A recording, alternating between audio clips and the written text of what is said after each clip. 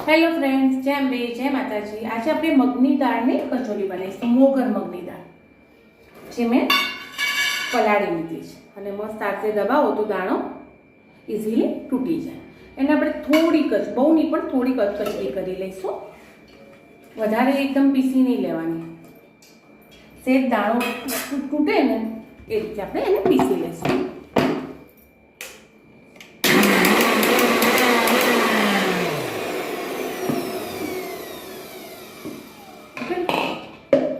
બહુ એને નથી પીસવાનું, ખાલી થોડો દાણો એનો ચાર મોટો પડે છે, દાળ ઓછી છે એટલે ફ્રેન્ડ, કારણ કે આ કચોરી હું બેક કરીને બનાવું, તળવાની નથી।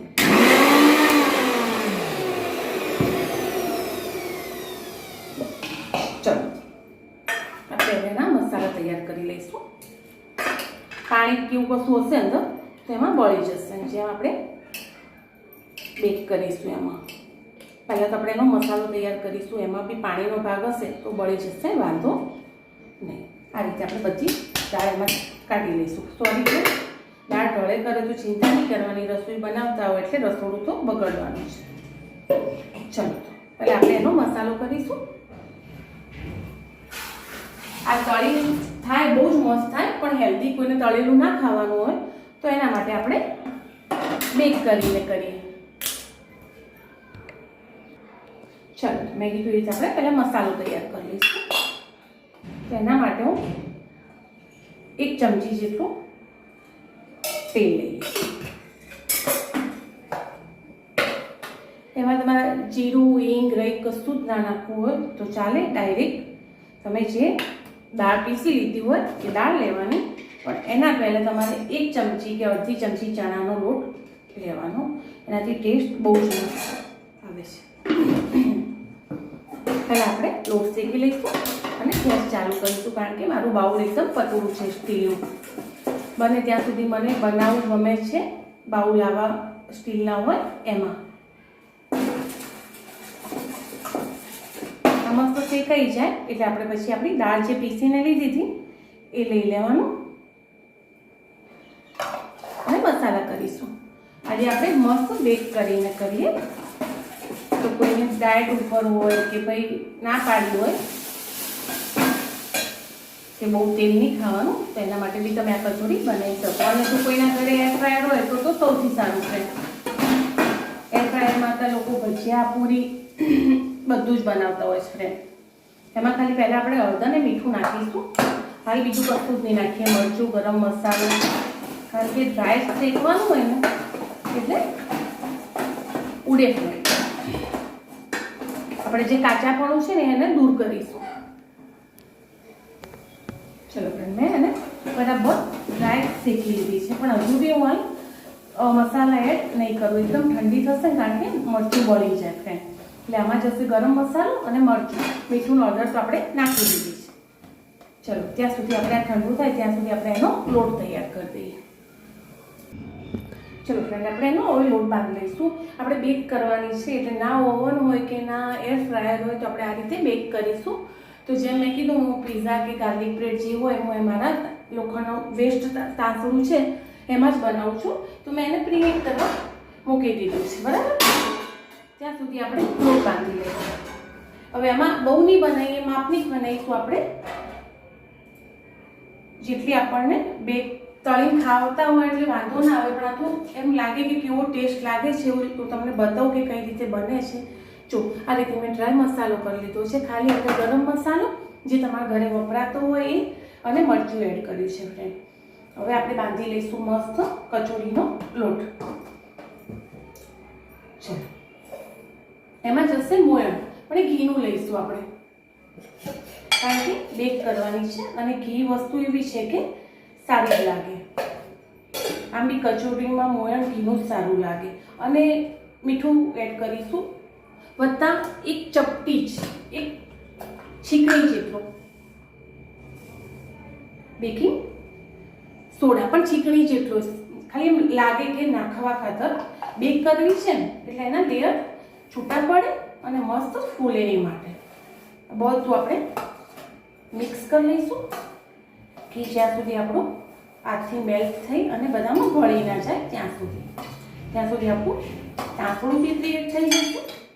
એવું લાગે તમને તો થોડું ઘી તમારે લઈ લેવાનું, ખાતા હોય તો. બાકી નોર્મલમાં બી તમે કરી શકો.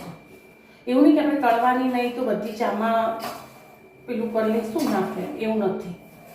ચલો હવે આપણે લોટ બાંધી લઈશું. થોડું પાણી લઈ, બહુ ઢીલો બી નહીં અને એકદમ ટાઈટ બી નહીં ફ્રેન્ડ, કે આપણી કચોરીને એને પડ ખુલવાનો પેલું મળે એ માટે. એકદમ ઢીલું હશે તો બી મેળ નહીં પડે અને એકદમ ટાઈટ હશે તો બી મજા નહીં આવે ફ્રેન્ડ.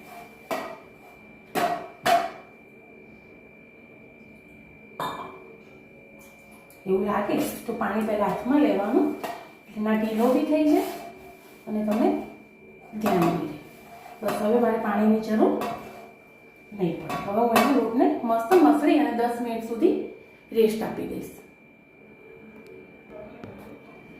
ચલો ફ્રેન્ડ, તો મેં 10 મિનિટનો રેસ્ટ આપી દીધો હતો. હવે આપણે એના નાના લોયા કરી લઈશું. લેયર્સ કરવાના હોય એટલે પહેલાં તો એને સ્ટેપ બાય સ્ટેપ વણી અને મેદાની કે તેલની કે ઘીની જે પેસ્ટ બનાવી હોય એ પેસ્ટ લગાવવાની હોય અને પછી એના કાપા કરી લેવાના. 2 બનાવો, 4 બનાવો, 5 બનાવો, તમારી ચોઈસ, તમારે કેટલા બનાવવા છે. મેં 4 લોયા લઈ લીધા છે. હવે બધાને હું વણી લઈશ. પછી હું એને પેસ્ટ કરી છે એ પેસ્ટ લગાવી લઈશ. બરાબર મસળીને તમારે લોયા કરી લેવાના. ચલો ફ્રેન્ડ, મેં 4 રોટલી એક સરખી વણી લીધી. હવે આપણે જે પેસ્ટ બનાવી રાખી છે એ આપણે લગાવી લઈશું. મસ્ત રીતે લેયર છૂટા પડે, ક્યાંય બાકી ના રહે ત્યાં સુધી ત્યાં સરસ વ્યવસ્થિત લગાવી અને ઉપરથી પછી તમારે કોરો આટો પભરાઈ જાય. એ જ રીતે હું બીજી લગાવી લઈશ.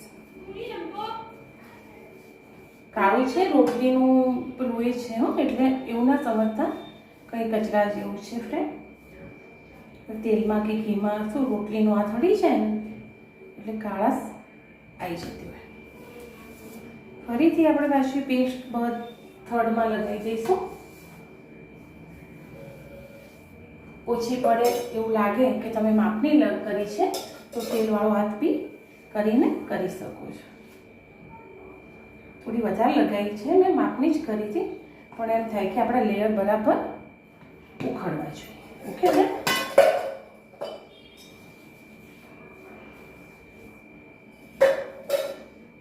આ રીતે આપણે ખબર છે તમને બધાને, પણ ફરી મેં એકવાર તમને બતાવ્યું કે પ્રોપર રીતે મેદો અને હવે એને આપણે ટાઈટ રીતે રોલ વાળવાનો, પણ પહેલાં થોડું એને વણી લઈશું.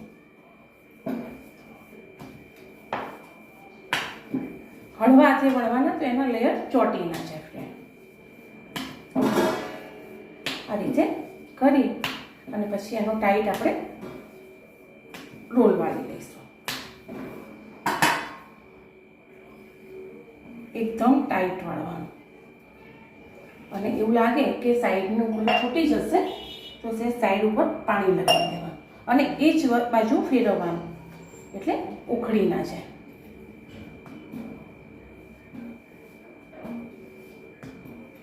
આ રીતે આપણે એના લોયા કટ કરી લઈશું. એ શાંતિથી કરવાનું એટલે એના લેયર્સ તમે જે બનાવે એ બેસી ના જાય. કચોરીના છે એટલે તમારે નાની મોટી કચોરી જે રીતે કરવી હોય એ રીતે તમારે એના લોયા કરી લેવાના.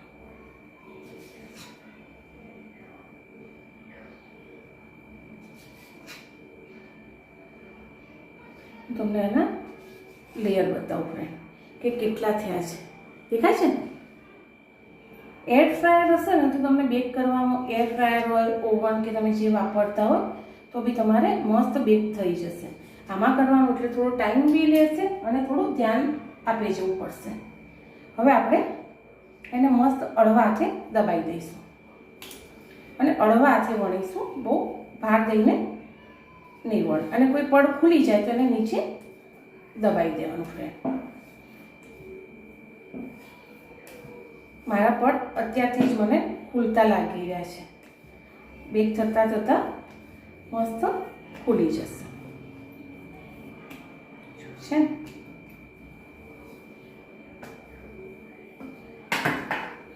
હવે આપણે એમાં જે ફિલિંગ કચોરીનું કરીને મૂક્યું હતું એ ભરી લઈશું અને એને મસ્ત બંધ કરી લઈશું. જો તમારે તળીને કરવી હોય તો બી તમે કરી શકો છો. આ રીતે હળવા હાથે આપણે એને દબાવી દઈશું.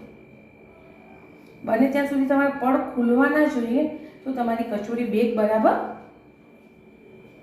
થશે ફ્રેન્ડ. આ રીતે આપણે બધી તૈયાર કરી લઈશું.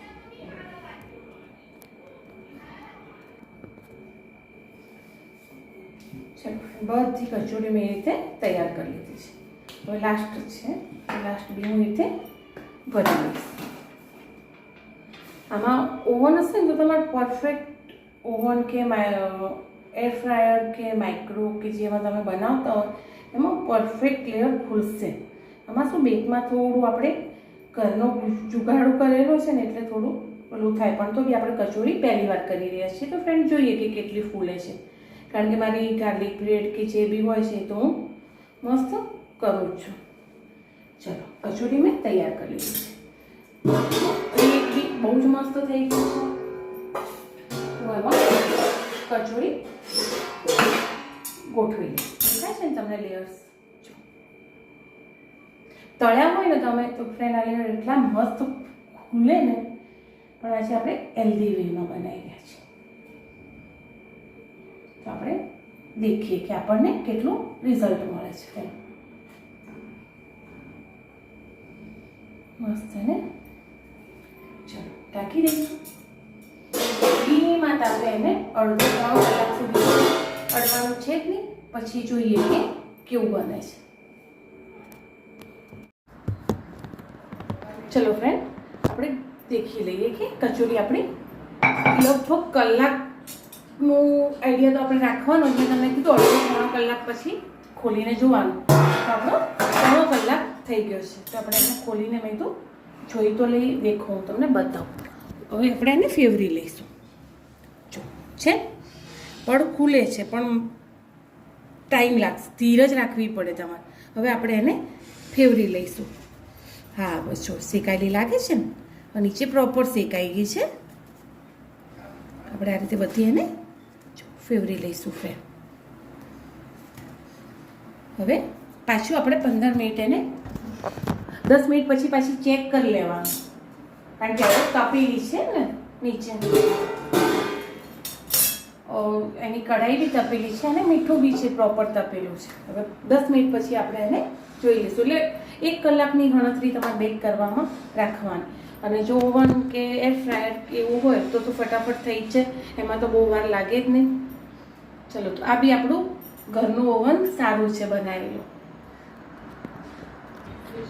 ચલો ફ્રેન્ડ 10 મિનિટ થઈ ગઈ છે. હવે ચેક કરી લઈશું, કારણ કે હવે વારે ઘડી ચેક કરવું પડશે આપણે. વાહ, પડ નહીં એટલા બધા આમાં પેલા થાય, પણ તમને બેક કચોરી ખાવા જરૂરથી મળશે ફ્રેન્ડ. તમારે આ સ્ટેજે તમારે એમાં જો ઘી લગાવવું હોય ઉપર થોડું તો લગાવી શકો, અને શેકવામાં થોડું આગળ પાછળ તમને જ્યાં એવું લાગતું હોય કે કાચા લોટ જેવું થોડું ઘણું લાગે છે તો થોડું બેક થવા દેવાનું વધારે. ઓકે ફ્રેન્ડ, ચાલો હજુ આપણે 5 મિનિટ જોઈશે. તેલ વગરની વસ્તુ ખાવી હોય તો મહેનત તો કરવી પડે ને. હજુ આપણે 5 મિનિટ કચોરીને મોઢામાં મૂકવા માટે જોઈશે. તમે દહીં જોડે, ચટણી જોડે, સોસ જોડે, શેના જોડે ખાવી હોય એન્જોય કરી શકો છો. બેક કચોરી જો પાછળથી આટલા લોટની ના થતી એટલે આ રહી ગયું છે તો આપણે ગાય માટે કરી દઈશું હમણાં શેકીને તવીમાં. 5 જ મિનિટ. હવે ફ્રેન્ડ થોડો જોડે ઉભા રહો તો ગેસ ફૂલ ધીમો, ટેમ્પરેચર થોડું એનું સચવાઈ રહે રીતે કરવાનું. તમારે થોડું બેક કરવામાં ધ્યાન આપવું પડે. તાસણું છે, તાસણામાં આપણે બેક કરીને ખાઈએ એટલે થોડું ટાઈમ તો લેશે. અને 5 મિનિટ પાછી આપણે એને છોડી દઈશું. ચલો ફ્રેન્ડ, હવે જોઈ લઈશું, કારણ કે બે ચટણી બી કચોરીની બેતાબીસી રાહ દેખી રહી છે કે ભાઈ મને કચોરી ક્યારે મળે ને અમે ખાઈએ. બહુ રાહ દેખી લીધી આપણે બી, ચટણી બી, સોરી ફ્રેન્ડ, ચટણી રાહ દેખી છે. હા, બહુ જ મસ્ત બની છે. હજુ ટાઈમ હોય તો ક્રિસ્પી થવા દેવાની. અને મોઢામાં પાણી આવે છે એટલે મેળ નહીં પડે. ચલો હજુ 5 મિનિટ રાખી લઈએ ફ્રેન્ડ. 5 જ મિનિટ. બહુ જ મસ્ત બની છે. સોરી. ચલો ફ્રેન્ડ, ફાઇનલી આપણી કચોરી થઈ ગઈ છે. બહુ જ મસ્ત સ્મેલ આવી રહી છે. આપણે એને લઈ લઈશું પ્લેટમાં. જો પડ બહુ ના ખુલ્યા બની છે. બહુ જ મસ્ત બેક કચોરી તમે ટ્રાય ચોક્કસથી કરજો.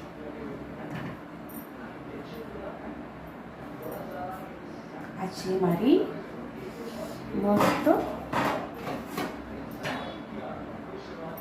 તળ્યા વગરની બેક કચોરી તૈયાર. By friend.